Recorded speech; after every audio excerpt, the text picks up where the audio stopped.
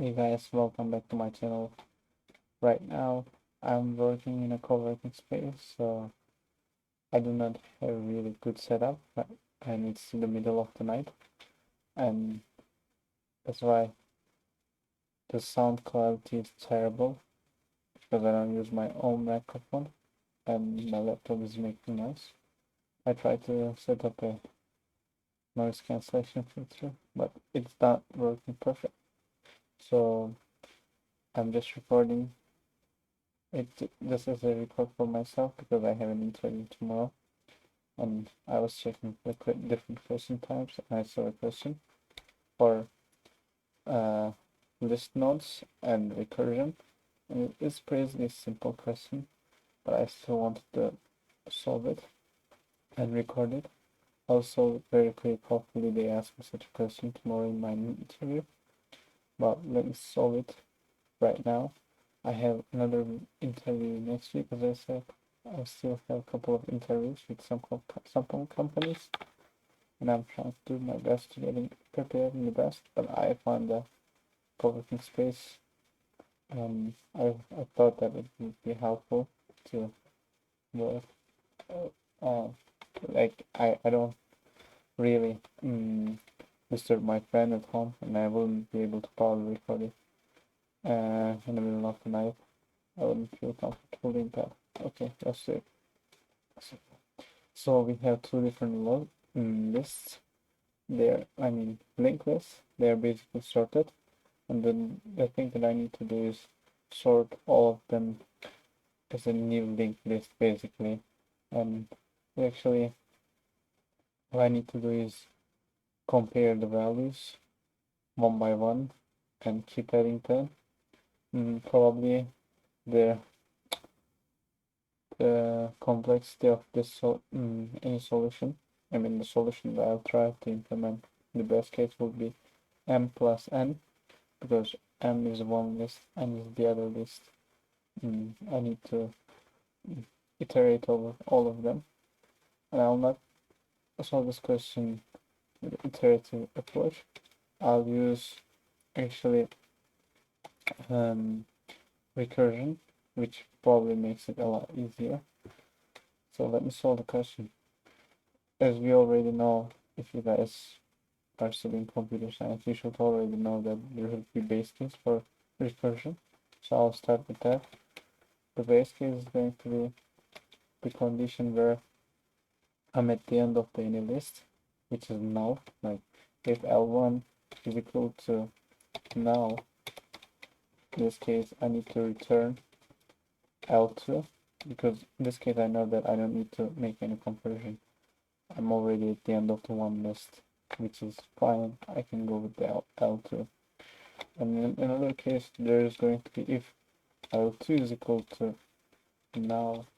In this case, I need to return L1, right? Because I need to go with the first list. Now I need to start typing for the cases where none of them is none, and I need to make a conversion.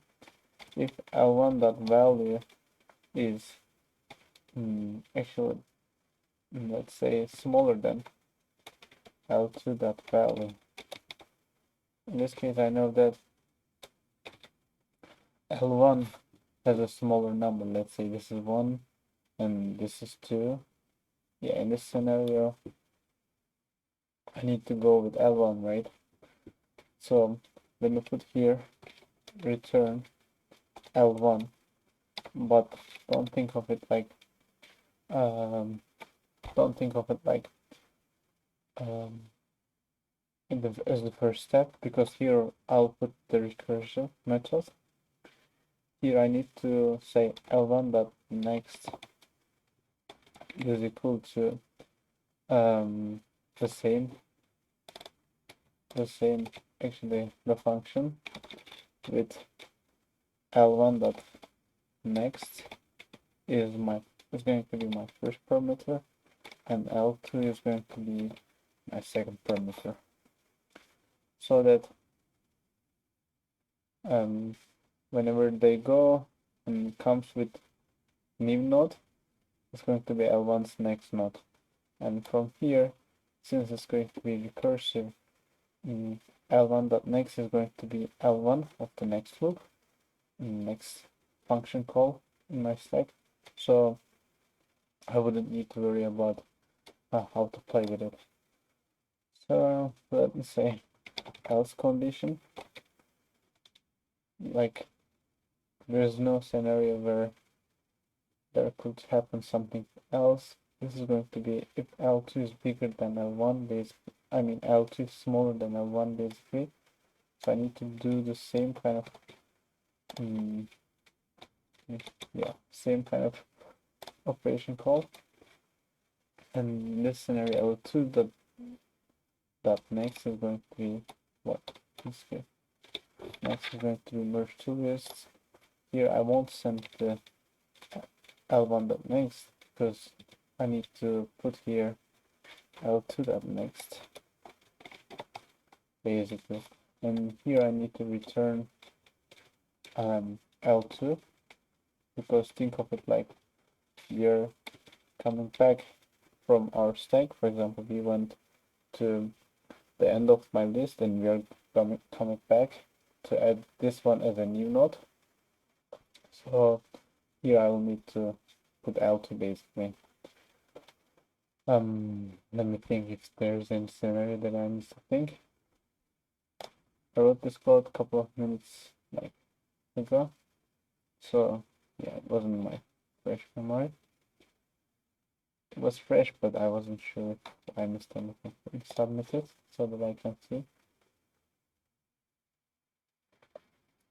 Yeah, so it's 1 millisecond, and I just write the same code, and it was working a bit faster. It was running in 0 milliseconds. This time it took 1 millisecond. Let me see. What did I miss? This is my first code. Yeah, this is basically the same code. Now LTL1. Well, it depends on time. This was running very fast. It was running in 0 milliseconds. But whatever. That could be a better solution.